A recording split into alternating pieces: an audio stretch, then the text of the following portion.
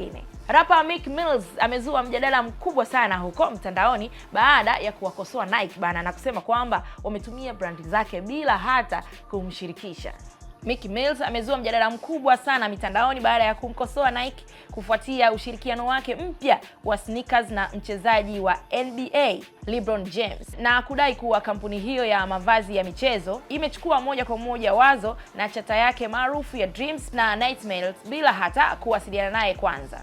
Kupitia ukurasa wa X, Mills amewashutumu Nike pamoja na LeBron James kwa kutompa taarifa kabla ya kuzindua toleo lao la Dreams na Nightmares kwenye viatu vya LeBron, jambo ambalo anaamini linafanana moja kwa moja na wimbo wake maarufu wa jina hilo. Mills ameandika hivi: kwa hiyo Nike wameamua kuchukua brandi yangu yote na kuiunganisha na LeBron. Hii ni nini? Kwa nini hakuna aliyenitafuta kuhusu hili? Nilizani hizi sneaker ni fake. Kuna nini kinaendelea?